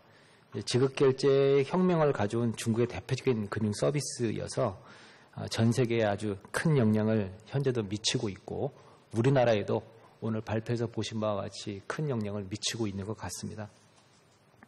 그런데 이제 저희가 자세히 보아야 할 부분이 중국이 이제 엔트 파이낸셜하고 위챗이 그렇게 크게 성장할 수 있었던 배경, 또 지급 결제 인프라가 정비되지 않았던 과거의 중국의 특수한 상황을 이해를 하고 그 속에서 이제 성장할 수 있었던 그 특수한 그 상황을 저희가 보아야 되고 또 다른 나라, 특히 이제 우리나라는 다를 수 있다는 점도 우리가 보아야 한다고 생각을 합니다.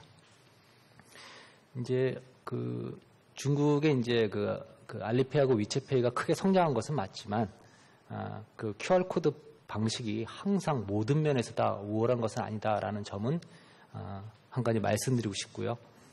여러 가지 면에서 그럴 수 있습니다. 이제 제가 수수료를 영원에 할 수 있지만 사실은 그게 고객이 QR을 만들어서 가맹점에 제시해서 가맹점이 읽어야 될 때 또 아까 발표에서도 말씀하셨듯이 그것이 포스와 연동에 대해서 분개할 경우 이럴 경우에는 비용이 추가로 드는 부분이 있어서 또 속도 면에서도 가맹점이 처리할 때도 많은 대기열을 야기할 수도 있다. 이런 부분도 우리가 간과해서는 안 될 것 같습니다. 외국인에 대한 결제 편의성도 또한 고려해야 된다고 봅니다. 중국의 모바일 결제가 크게 성공하였지만 결제의 혁명을 가져왔지만 외국인에 대한 편의성은 과거로 계속 후퇴하고 있는 것은 지금 사실입니다. 이제 국제 도시인 싱가포르나 홍콩 같은 데서는 NFC 결제하고 QR 코드가 잘 공존하고 있는데요. 거기에 거주하는 사람들 또 외국인의 반응은 항상 QR에 대해서 반응이 호의적이지만은 않습니다. 우리 한국에서도 외국인에 대한 글로벌 페이먼트 서비스의 편의성도 결과적으로는 여러 가지 이유가 있지만 좀 후진적인 수준에 머물러 있는 것 아닌가 하는 점도 말씀드리고 싶습니다. 그리고 두 번째 사항으로는 이제 엔트 파이낸셜과 또 위챗이 성장할 수 있었던 것은 쇼핑몰과 또 SNS 네트워크 그리고 신용평가회사, 자산운용회사, 지급결제회사 이것들이 수직적 혹은 이제 수평적으로 전체가 연결이 되어서 종합금융 관점으로 서비스가 되기 때문에 같이 성장을 할 수 있었던 것이기 때문에 우리가 그중에 어떤 서비스가 좋더라. 그러니까 우리도 그것을 그대로 따라야 된다. 이런 면은 저희가 좀 지향해야 될 부분이 아닌가 생각을 합니다. 발표자께서도 말씀하시지만 핵심이 일상생활에서 이제 고객의 지속적인 누적된 행태 데이터, 빅데이터를 활용하기 때문에 이런 금융회사가 종합금융 관점에서 같이 성장할 수 있었던 것이고 우리도 그런 면에서 좀 잘 보아야 될 것이라고 생각을 합니다.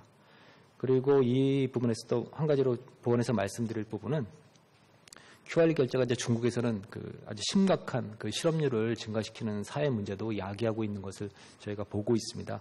그런 부분도 저희가 잘 보고 또 이 결제 인프라는 우리의 아주 중요한 사회 인프라이기 때문에 잘못 도입이 됐을 때는 전제 결제가 갈라파고스가 될 수도 있다라는 것을 우리가 또 주의해야 될 부분인 것 같습니다. 두 번째 장입니다. 그 다음에 또 이제 규제와 관련돼서 좀 말씀을 드릴 부분인데요. 금융 데이터 이제 활용하는 부분이 이제 유럽의 이제 PSD2 관련돼서 우리나라에서도 많이 준비가 현재 되고 있습니다. 이제 정부에서도 준비를 많이 하셔서 마이데이터에 대해서 기대를 많이 걸고 있습니다. 근데 외국의 사례에서 저희가 익히 보고 있듯이 금융권과 비금융권의 갈등이 엄연한 사실로 존재하고 있고 또 이제 마이데이터 사업이 소수의 일부 사업자 몇 개만의 이제 허여가 될 경우에 또 다른 이제 까르텔을 낳을 수가 있고 또 그렇지 못한 기업들에 대한 역차별이 있을 수도 있다는 점도 우리가 좀 보아야 할 부분인 것 같습니다. 개인정보를 또 보호하는 차원에서 동형 암호화 이런 기술에 대한 기대도 우리가 현재 갖고 있는데요. 그것이 좀 안타깝게도 좀 여러 가지 기술적인 문제로 인해서 아직 상용화를 바로 못하는데 이 뭐 비식별화 문제 또 뭐 정보의 활용 문제 이런 부분에 대해서 좀 여러 가지 아직은 거리가 있는 부분이 있지 않는가 좀 생각도 됩니다. 그 밖에 이제 내년에 이제 뭐 바뀌는 환경이 비중의 정보와 개인 정보 가리지 않고 클라우드에서 활용할 수 있다는 부분에 대해서 기대를 많이 걸고 있는데요. 사실은 뭐 개인 정보는 정말 주의해야 될 부분이기 때문에 과연 그렇게 될 수 있을 것인가라는 그런 부분도 기대는 하지만 좀 우려도 일부 갖고 있는 부분이 사실입니다. 그 밖에 이제 가상 통화와 관련된 어떤 여러 가지 이제 그 현재 그 뭐 정부의 뭐 규제 그런 부분도 있는데요.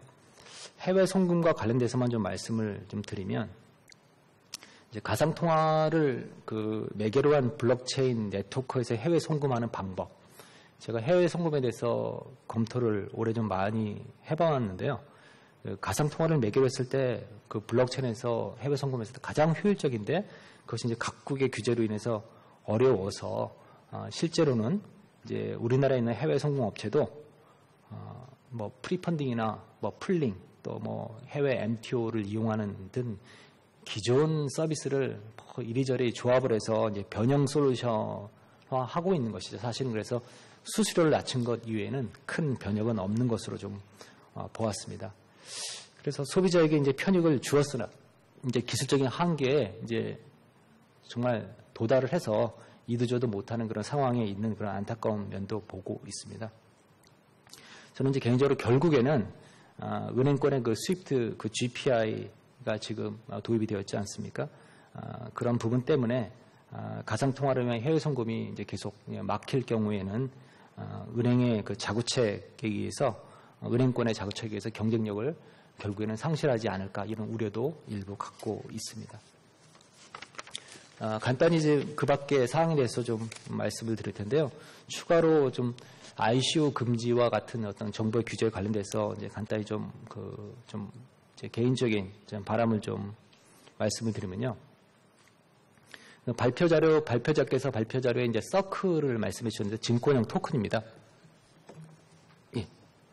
증권형 토큰이라는 것이 이제 있습니다. 이제 토큰에는 이제 뭐 지불형 토큰, 유틸리티 토큰, 그다음에 뭐 에셋 토큰이라고 불리는 자사인 토큰이 있는데요. 우리가 이제 각국 정부가 금지하고 있는 ICO를 계속 고대하면서 뭐 제주도로 갔다가 또 몰타로 갔다가 뭐 이런 지금 이것이 이제 저희 현실인데요. 우리가 이거를 제도권 내에서 이를 그 양성화할 수 있는 방향으로 우리가 눈을 돌려야 되고 그것이 좀 가능하려고 그러면 자산형 토큰에 주목해야 되는 것이 아닌가 이렇게 생각을 하게 됩니다. 자칫하다가 뭐 블록체인도 이제 환불이 가고 뭐 이도저도 못해서 이제 다른 방향으로 이제 눈을 돌리는 그런 거를 저희가 범하지 말아야 될 것 같고요. 자산형 토큰에 대해서 간단히 정보를 드리면 뭐 주식형 주식의 성격을 갖는 토큰이고 금과 그 부동산과 같은 실물 자산을 담보로 하는 그런 토큰입니다. 그래서 이제 자산형 토큰에서 이제 에셋 백트 토큰이라고 ABT라고 하는 개념이 있는데요.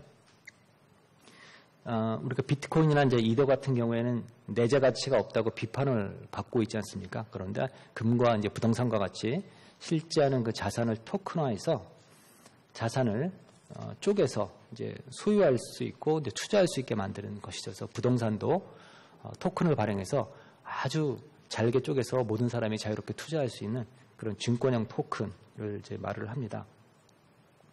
그래서 결국에는 이제 혁명적인 기술인 이 좋은 블록체인이 우리에게 실제적인 가치를 제공할 수 있는 영역에 활용하는 것을 적극적으로 고민할 때가 되었다 이렇게 생각을 해봅니다. 뭐 해외 사례를 보면은 이제 뭐 여러 가지 그 사례가 이미 있고요. 이제 폴리메스 네트워크라고 하는 그런 것이 있고요. 시간 관계상 이 부분은 간단히 생략하겠습니다. 그래서 여러 가지 해외 움직임이 있는데요. 저희도 이렇게 좀 제도권에 좀 그 뭐 블록체인 그리고 토큰 이런 것들을 좀 잘 활용하고 할 때가 되었다고 생각이 되었습니다. 예, 이상으로 발표 마치겠습니다. 예, 감사합니다. 평소 가지고 계셨던 생각까지 덧붙여가지고 말씀을 해주셔서 발표자들께서 나중에 조금 더 그런 의견을 좀 대답을 해주시면 고맙겠습니다. 다음은 김남은 하나금융경영연구소 연구위원님께 마이크 넘기겠습니다. 네, 반갑습니다. 하나금융경영연구소의 김남은 연구위원입니다. 일단 앞단에서 말씀해 주신 내용들 굉장히 잘 들었고요. 이제 저는 개인적으로 그러니까 이런 생각을 가끔 해봅니다. 지금 현재 사실 2014년에 저희 천송이 코트 사건 이후로 인해서 지급결제 부분에 있어서의 규제 완화가 정부에서 적극적으로 드라이브를 걸기 시작했고, 관련해서 인증서 의무화를 이제 폐지시키고, 그다음에 피지사들이 카드 정보를 저장할 수 있도록 하고, 그다음에 각종 보안 조치 의무화도 좀 완화시키면서 정부에서 전체적으로 핀테크와 관련된 부분들을 이제 육성하고 기존에 갖고 있던 규제들을 좀 완화시키는 형태로 가고 있는 상황인데, 지금 어쨌든 간에 그 시점 이후로 보면 핀테크 육성 3년이 거의 지났죠. 2018년이면 거의 이제 4년 차가 되고 있는데, 과연 국내에 그러면 그 4년이 지날 동안 글로벌 리딩하는 핀테크 업체가 과연 나왔나? 물론 그 시간이 짧다면 짧을 수도 있지만, 사실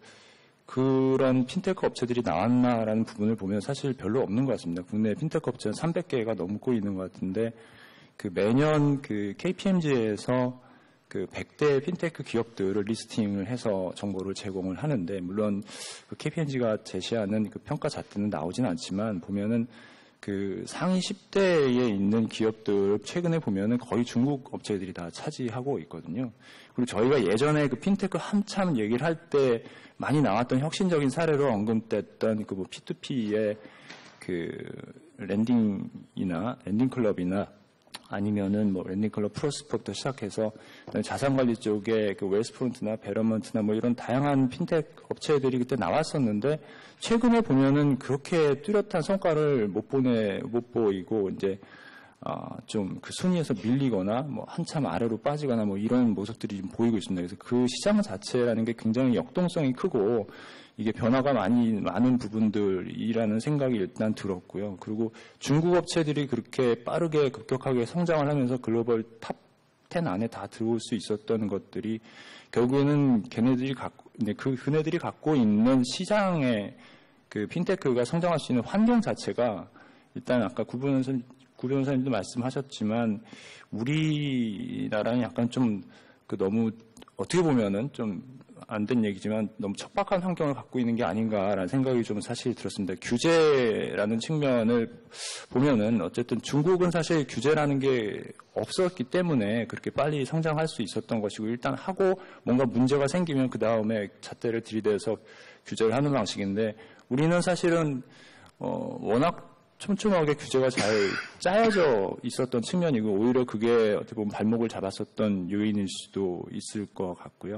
그 다음에 투입되는 자본의 규모라든지 아니면 거기서 기술의 어떤 기술과 관련된 인력들의 공급이라든지 이런 전체적으로 보면은 에코시스템을 만들 수 있는 부분들이 사실은 우리는 좀 여리하지 않나라는 생각을 좀 갖고 있습니다. 그래서 그러면 우리가 현재 지금 글로벌 탑 플레이어가 없는 상황에서 지금 규제를 이렇게 완화하고 하는 부분들은 당연히 중요하긴 한데, 그렇다고 하더라도 우리가 지금 상황에서 글로벌 탑 10의 핀테크 업체들이 나올 수 있을까라는 부분들을 생각을 해보면 약간 저는 조금 회의적인 생각이 들기는 합니다. 그래서 우리가 그러면 무조건 규제만을 완화하는 부분들을 생각해 보기보다는 걔네들이 좀 더 핀테크 업체들이 좀 더 가속 성장할 수 있도록 그런 부분들을 조금 지원을 해주는 부분들이 관에서 노력할 뿐만 아니라 민에서도 당연히 노력해야 될 필요가 있다고 판단되고, 그런 측면에서 보면은 어쨌든 제가 말씀드리는 거는 스타트업 수준의 작은 핀테크 업들이고요. 아이디어는 넘치지만 자본과 인력이 부족한 스타트업들, 핀테크들 같은 경우에는 기존의 금융시장에서 규제를 잘 알고 그다음에 금융 비즈니스를 잘 아는 플레이어들하고 잘 협조를 하고 그 협조를 통해서 적극적으로 어떤 아이디어를 구체화해서 비즈니스로 만들 수 있는 그런 장을 만들어주는 것이 사실 국내의 그 핀테크 혁신을 이루고 글로벌 플레이어로 키울 수 있는 게 아닌가라는 생각이 저는 좀 갖고 있고요. 그런 측면에서 보면은 사실 맨 처음에 핀테크 얘기할 때는 기존의 금융사업자들 다 죽는다는 얘기 많이 했습니다. 3, 4년 전만 하더라도 핀테크 업체들 들어오면은 금융사업 이제 뭐 은행은 말 그대로 뒤에서 계좌만 열어주고 그 덤파이프 역할만 하면서 일정 부분에 이제 걔네들이 가져가는 부분들의 수익을 일정 부분 수수료 형태로 요구하는 형태로 변할 것이다라고 걱정을 많이 하고 P2P가 들어오면서 P2P 랜딩, P2P 대출 같은 경우가 이제 그 대출 시장 부분 상당 부분 가져갈 것이다 이런 염려들이 많았는데 사실은 국내의 그 P2P 대출 부분도 사실은 최근에는 그 연체율 같은 부분이 상당히 많이 올라와 있는 상황이고요. 또 국내 P2P 대출 업체들의 3분의 2 정도는 사실은 P2P 업체들이 제가 듣기로는 P2P 업체들이 대부분 다 부동산 담보 대출 중심으로 그쪽이 대출이 늘어나는 측면이 있어서 맨 처음에 얘기를 했던 빅데이터를 분석을 하고 고객의 신용을 좀 더 정밀하게 평가를 해서 그 대출을 상품을 만들고 제시하겠다는 부분들이 일정 부분은 좀 희석되는 측면들이 있고 사실 그런 것들이 방대한 데이터를 기반으로 해서 어쨌든 신용평가가 이루어져야 되는데 그러한 데이터를 갖고 있는 사실은 그 데이터 호수는 기존의 금융사업자들이 다 갖고 있기 때문에 이것들을 기존의 금융사업자들도 좀 더 경쟁자라는 측면이 아니라 이제 그 핀테크하고 좀 더 협조적으로 그래서 제가 적긴 했지만 결국엔 경쟁이 아니라 협력. 그래서 그 코퍼레이션하고 컴피티션이 합쳐진 이제 코피티션의 관계로 가야 되는 것이 당연히 중요하다라는 말씀을 좀 드리고 싶고요. 앞장만 얘기하는데 시간이 너무 많이 지나갔네요. 네, 그래서 제가 말씀드리고 싶은 내용은 사실 이겁니다. 그래서 핀테크 혁신이라는 게 이제 경쟁의 소점을 협력으로 가야 될 필요가 있다라는 말씀을 좀 드리고 싶습니다. 그래서 최근에 이제 전체적으로 전 세계에 있는 핀테크 업체들이 사실은 그 사업 목적이라는 부분도 이제 경쟁적인 투자라는 부분에서 협력적인 투자라는 부분에서 좀 더 이제 벤처 캐피탈로부터 펀딩이 들어오는 것들이 있고 핀테크 업체들이 원하는 것도 결국에는 금융기관과의 협업을 통해서 이제 비즈니스 모델을 키우고 이런 측면들을 좀 더 많이 생각하고 있는 게 사실이거든요. 그래서 어쨌든 그 금융위기 이후에 전체적인 금융 규제가 기존의 금융기관들을 약간 좀 옥죄고 이제 그 금융기관들을 대신해서 핀테크 업체들이 시장에서 좀 더 그 경쟁 관계로서 시장을 깨끗하게 하고 좀 더 이렇게 투명성을 보장하는 형태로 이제 전체적인 규제들이 완화되면서 경쟁 관계를 조성을 했는데 시간이 지나고 보니까 결국에는 사실은 금융사업자들하고의 협력이 없으면은 이런 핀테크 업체들이 성장하기는 부분에 좀 한계가 있는 것이고 더더구나 국내 같은 환경에서는 사실 국내는 미국이나 아니면 유럽처럼 예를 들어 은행을 들자면 미국 같은 경우에 한 8,500개의 금융사업자들이 있는데 그러한 금융시장에서는 굉장히 그 상위 은행에 대한 집중도가 낮고 시장이 굉장히 분절화되어 있기 때문에 핀테크 사업자들이 그런 금융사업자들의 협력을 통해서 시장을 만들어낼 수가 있습니다. 그런데 국내 같은 경우는 사실은 은행만 하더라도 은행의 집중도가 높은 편이고요. 4대 대형 은행이 갖고 있는 시장 점유율도 높기 때문에 사실은 핀테크 업체들이 커나가기 위해서는 이런 사업자들의 협력이 굉장히 중요한 측면이 있기 때문에 결국에는 협력이 당연히 중요하다라는 말씀을 드리고 싶고요. 또 이제 핀테크 혁신이라는 부분이 이제 지금 같은 경우에는 사실 기존의 이제 비효율적인 프로세스 또는 비효율적인 어떤 고객 응대 또는 어떤 불편한 부분들을 개선하는 측면에서 이제 핀테크 업체들이 기존의 시장을 들어오면서 기존 금융사업자가 했던 부분들을 일부 대신하는 영역으로 가고 있는데 사실 그런 것들이 이제 우리가 금융을 산업이라는 측면에서 봤을 때 과연 이것이 그러면 부가가치를 엄청나게 많이 만들어내는 것인가라는 부분은 그렇지 않을 수도 있지 않나라는 생각이 들었습니다. 기존의 금융사업자들이 하는 것을 결국에는 핀테크 사업자들이 가져가는 것이고 그렇다면은 총량인 측면에서 보면은 그것이 과연 전체적인 부가가치를 늘리고 고용을 창출하는 부분들에 그렇게 큰 역할을 하고 있는가라는 부분들에서 약간 조금 회의적인 측면을 고민하지 않을 수 없고요.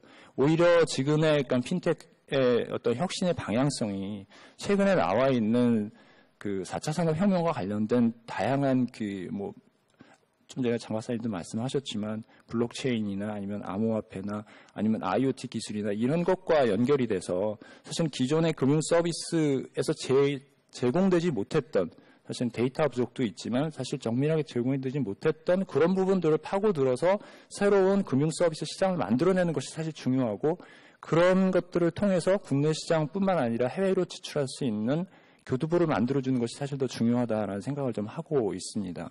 그래서 마이크로 인슈어런스나 아니면 공급자 금융에서 IoT와 연결된 센서를 통해서 정보를 파악하고 그를 통해서 공급자들한테 좀 더 정밀한 신용 평가를 해줄 수 있는 그래서 기존에 없던 시장을 만들어내는 이런 측면들이 좀 중요하다는 생각을 하고 있고요. 사실 금융사업자에게 중요한 경쟁자는 우리 스타트업들의 핀텍이 아닙니다. 사실은 아까 구 변호사님도 말씀하셨지만 사실은 글로벌 빅테크들이 결국에는 금융사들의 주요 경쟁 플레이어가 되는 것이거든요.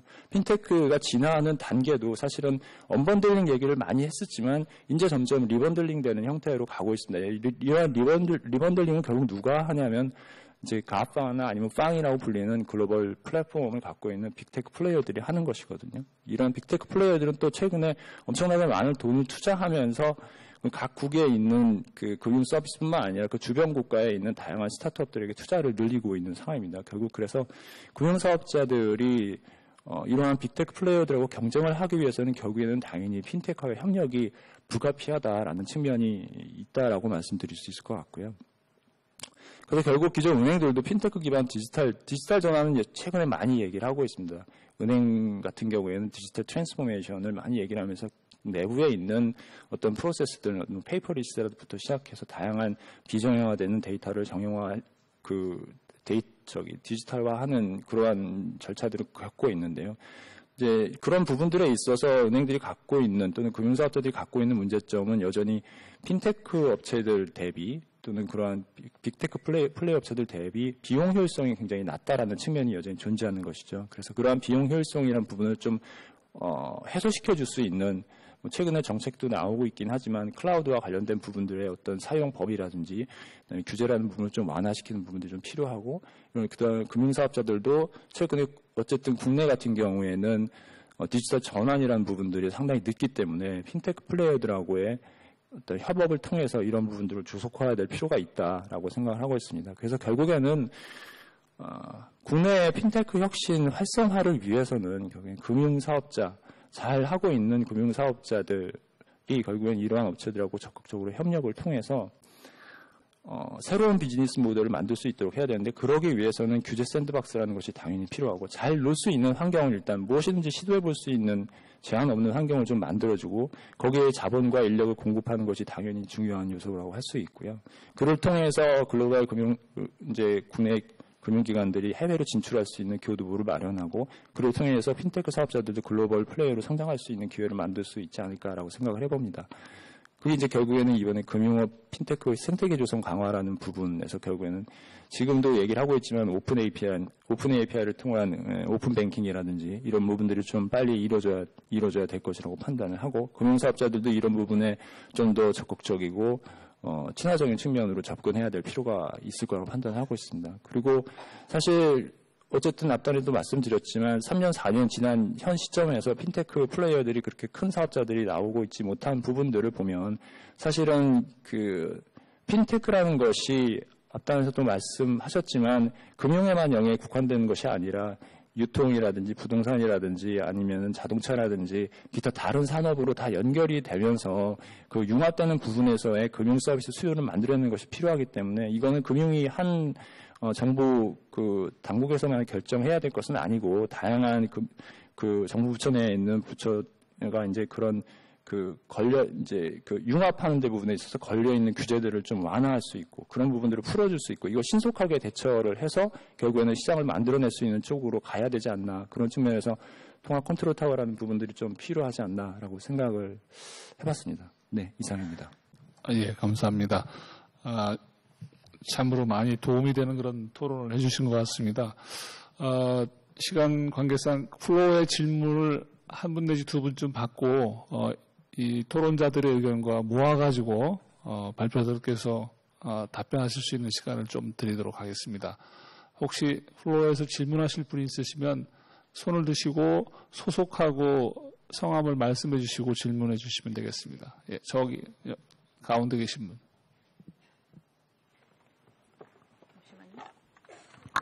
네, 안녕하세요. 대외경제정책연구원 신코피입니다. 질문은 5가지가 있고요. 첫 번째 발표에서는 일단 지금 이 핀테크에 대해서 말씀하셨는데 핀테크가 사실은 기존 금융업을 하시는 분들에게 그러니까 우호적이진 않은 이노베이션인데 그 이노베이션에서 이제 말씀하셨듯이 이제 협력과 경쟁이 필요한 상황에서 기존 은행권인 농협이나 뭐 기존 은행들이 협력을 필요로 하는 이유, 그러니까 사실은 신규 경쟁자들을 키우겠다는 건데 일종의 뭐 가맹점을 동시 추진하는 것도 그렇고 QR 코드 같은 것들을 통일하는 것도 그렇고 신규 경쟁자들이 좀 더 사업하기 쉬운 환경이 될 수 있는데 왜 기존의 경쟁자들 아니 기존에 있는 은행권에서 이런 것들을 더 적극적으로 진행하고 싶어 하는지 좀 궁금하고요.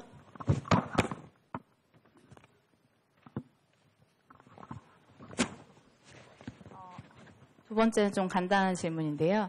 그러니까 신용카드든 뭐 이런 현금 카드든 카드를 분실하거나 아니면 이제 그 카드의 해킹 같은 게 일어났을 때 고객이 받은 피해를 보상하는 주체가 현재 우리나라에서는 어디인지 좀 궁금합니다. 그리고 두 번째 발표에 대한 질문은 3가지가 있는데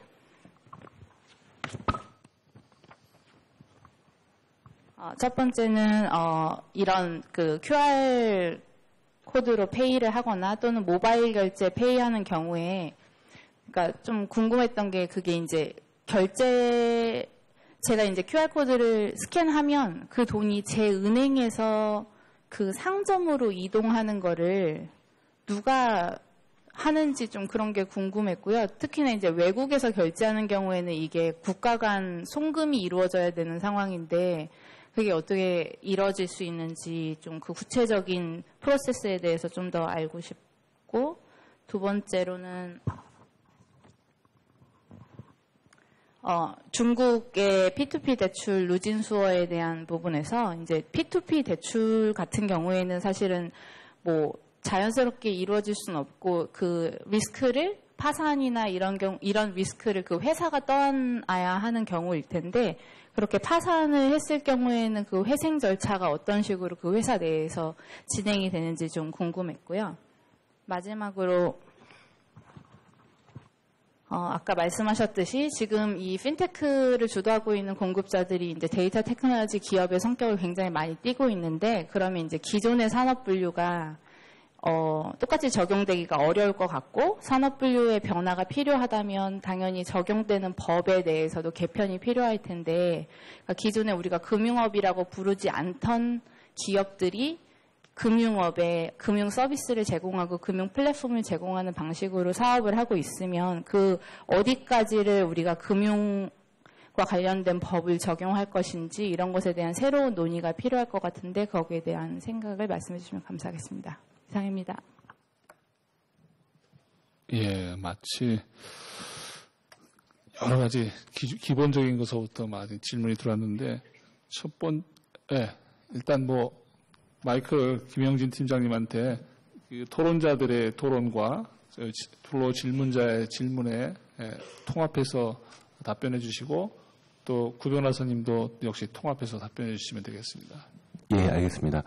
우선 토론자분들의 말씀은 잘 들었습니다. 저희가 아무래도 이제 은행권에 있다 보니까 그 토론하신 분들이 말씀해 주신 것만큼 폭넓게 보지 못한 부분도 있고요. 많이 그 배울 점이 있었다고 생각을 합니다. 그리고 이제 질문 주신 분에 대한 답변을 좀 드리고 싶은데요. 우선 간단한 것부터 말씀드리면 아까 처음에 신용카드나 현금카드에 해킹을 당했을 때 보상을 누가 하느냐 말씀을 주셨는데 일단 저는 은행에 있으니까 은행은 전자금융 배상보험에 가입을 해 있어서 일단은 사고가 발생을 하면 저희가 금융감독원에 해당 내용을 신고하고 보험사에 해당 내용을 통보를 합니다. 그러면은 보험사가 사건에 대해 조사를 하고요. 거기에 대한 과실 여부에 따라서 보상을 하는 걸로 알고 있습니다. 그리고 카드 같은 경우는 사실은 좀 빈도도 많고 그렇기 때문에 카드사 자체 보상팀이 있는 걸로 알고 있습니다. 예, 대부분 이제 실제 조사를 해서 과실이 누구한테 있느냐에 따라서 보상 여부가 결정되는데 가령 이게 해킹의 문제라고 한다면 거의 대부분 금융경이 보상을 합니다. 근데 다만 본인의 명확한 과실에 의한 것이라면 그거는 본인 책임도 있기 때문에 그 과실 여부에 따라서 조정이 될 것 같고요. 그리고 첫 번째 질문은 이건 좀 애매한 부분이긴 한데 왜 은행이 그 핀테크 기업 육성이나 이런 부분에 지원을 하느냐 이런 거일 텐데 물론 이제 여러 가지 부분이 있을 겁니다. 근데 이제 지급결제 쪽으로 본다면 은행이 사실은 이 지급결제 시장에서 이 강자가 아닙니다.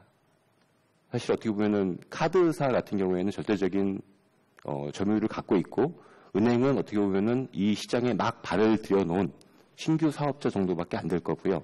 다만 이제 조직이 있고 또 어느 정도의 자금력이 있기 때문에 핀테크 사업과의 협업을 통해서 저희도 좀 더 새로운 것을 얻게 되고 또 그 핀테크가 저희를 통해서 확장이 된다면 그게 좋은 사례가 되면서 확장될 수 있을 것으로 믿기 때문에 가능하다면 핀테크 사업자들이 요청을 할 경우 대부분 저희가 도움을 줄 수 있는 부분에서 도와드리고 있는 상황입니다. 예, 이 정도로 마치겠습니다. 네, 감사합니다. 네, 이어서. 네, 안녕하세요. 네, 두 분 토론자님들께 제가 더 많이 배운 것 같습니다. 너무 좋은 말씀 많이 해주셔서 감사하고요. 특히 장석호 대표님 같은 경우 중국과 우리나라의 다른 현실에 대해서 지적해 주신 점은 정말 정확하신 말씀입니다. QR코드 방식은 하나의 기술에 불과하고 우리는 이미 플라스틱 카드를 모든 국민이 가지고 있기 때문에 당연히 이를 통해서 이런 갖고 있는 인프라를 잘 활용하고 다만 이 연결되는 다양한 서비스들을 어떻게 가용하게 할 것인가라는 점에 고민을 집중하면 더 좋을 것 같습니다. 그래서 우리도 정말 관련된 규제나 정부 당국의 지원이 좀 더 적극적이만 된다면 중국 이상의 혁신을 이뤄낼 수 있을 것이라고 생각합니다. 김남훈 팀장님 말씀도 굉장히 좋은 점이 많았는데요. 특히 제가 굉장히 눈여겨보고 정확한 지적이라고 하신 말씀은 이 금융은 실물 경제를 도와주는 요소성이 강한데 특히 지급결제 부분은 더욱 그렇습니다. 그러면 아까 저도 말씀드렸듯이 소비자들이 금융을 필요로 하는 곳에 금융이 있어야 한다라고 생각을 해왔는데 그렇다면 바로 어느 곳에서 금융이 사용되고 있는지가 굉장히 중요한 요소인데 지금까지 핀테크는 지금까지 핀테크는 금융위가 혼자서 혁신을 해왔던 것이죠. 즉 마치 스마트 도시를 국토교통부가 혼자 만들 수 없듯이 이 핀테크 혁신도 금융위뿐 아니라 관련된 여러 부서, 특히 산업을 관장하고 있는 다양한 부서들이 그 해당 영역에서 어떠한 금융 서비스를 필요로 하는지를 보고 그것을 어떻게 개선해 줄지를 함께 논의해야 된다고 생각을 하게 되었습니다. 그래서 이 범부처 핀테크 컨트롤 타워를 여러 부처들이 함께 만들어 나가야 할 시점이라고 정말 생각하고 있습니다. 근데 저도 지금 금융위의 금융혁신 TF의 위원으로 위촉이 되어 있는데요. 가보면 역시 금융위 공무원님들과 외부 위원들 많이 자리에 앉아 있거든요. 여기에 다른 부처들의 협업을 확대해야 되지 않을까 그런 생각이 좀 들고요. 저도 정말 공감합니다. 플로우 질문에 대해서 말씀드리는 것은 QR페이 사용 시 이체 구조, 국가 간 송금 구조는 당연히 페이 사업자가 중심이 되어서 B2B 계약을 통해서 해결하는 것으로 알고 있고 우리나라는 카카오페이가 비슷한데 카카오페이가 아시다시피 신용카드 기반으로 형성이 되어 있고 신용카드 결제를 통해서 즉시 승인을 받은 후 자기 자금으로 이제 이체를 해주는 구조를 가지고 있는 걸 알 수 있습니다. 해외 송금은 카카오페이도 최근에 진출하려고 하고 있는데 금융위와 기재부 간의 이 법적인 지위에 대해서 이견이 있는 것으로 들어서 알고 있고 이번에 금융혁신 TF에도 그것을 안건으로 올린다는 얘기를 들었듯이 이것도 지금 쉽게 해결이 되지 않는 규제의 이슈가 역시 남아있는 것 같습니다. 과거의 방식을 이용한다면 당연히 중개기관이 해외 외환 송금을 해주는 구조가 중간에 끼어야 하거나 아니면은 지급결제 대행 사업자들끼리 협력을 통해서 상호간의 B2B 간에 해결을 해야 되는 그런 문제일 것 같습니다. 중국 P2P 업체들이 파상 시 회생 절차는 중국법에 관한 문제라 제가 좀 정확하게 모르는데 필요하시면 연구해서 좀 답변을 드리고 싶고요. 핀테크 기업이 바로 데이터 테크놀로지 기업인 경우가 많아져서 이게 금융업인지 아니면 IT 기업인지 애매해진다는 말씀을 해주셨는데 저도 적극 공감하고 있습니다. 하지만 아직은 라이센스 금융업 허가가 필요하면 금융업자로서 허가를 받아서 각 나라에서 사업을 수행하고 있는 것으로 알고 있고요. 이런 금융업 허가를 완화해 주거나 아니면 하는 경우는 있더라도 자본금 요건 등을 완화해 주는 경우는 있더라도 우리나라도 그러지 않았습니까? 전자금융거래법에 자본금 요건을 완화해 줬는데요. 아예 금융업 자체를 분해해서 없애버리거나 아니면은 누구나 할 수 있게 하는 그런 상황까지 아직 가고 있지는 않은 것으로 생각이 되는데 말씀하신 대로 산업 분류도 다시 새롭게 계속 이 상황 변화에 따라서 변화시켜야 되지 않을까 하는 그런 생각도 들었습니다. 감사합니다. 예, 감사합니다. 모두 답변해 주셔가지고 감사드리고요. 혹시 질문에 답변이 충분치 못하시면 개인적으로 또 연락하시면 되겠습니다. 두 분 발표, 두 분 토론 잘 들었고요. 오늘 시작부터 열띤 그 토론과 답변이 이어졌습니다. 핀테크 기업이나 규제당국 모두한테 던져지는 메시지가 아마 많이 있는 걸로 생각이 듭니다. 저도 한편 제 사회를 보려고 보내주신 그런 자료들을 미리 보다 보니까 우리나라가 예전엔 RFID 해가지고 어디다 쏘기도 했고 또 NFC 해가지고 어디 슬쩍 대기도 했고 또 그건 또 S사 페이 해가지고 또 역시 파장도 만들어내고 근데 이제 또 QR코드 읽어내고 여러 가지로 지금 발전된 모습인지 아닌지 잘 모르겠지만 여러 가지 실험이 이루어지고 있는데 과연 이제 우리 사용자들은 과연 어떤 것을 편리하게 받아들여질지 그게 좀 궁금해지고 이제 캐시리스, 계좌리스, 영업점 리스, 밴 리스, 피지 리스 다 없어져요. 그래서 이제 다음엔 또 뭐가 없어질지 이것도 한번 생각해 봐야 되지 않을까 하는 생각이 들고요. 그리고 저 이제 발표자 두 번째 구 변호사님 오스카 보험에 대해서는 조금 재미있다 하는 생각을 했는데 정보 비대칭성으로 인해서 역선택을 발생이 되는데 그걸 또 거꾸로 바라봤어요. 여기에 역선택을 한다 하는 차원에서 굉장한 발상의 전환이다. 그리고 이런 것들이 실제로 포용될 수 있는 그런 제도를 가지고 있다 하는 것에 대해서 우리가 조금 좀 심도 있게 모두 생각해 봐야 되지 않을까 하는 생각을 합니다. 시간을 좀 타이트하게 드리려고 했더니 알아서 여유롭게 또 쓰셔가지고 저희가 약속된 시간보다 한 7분 정도 늦었습니다. 이것으로 1세션을 마치겠고요.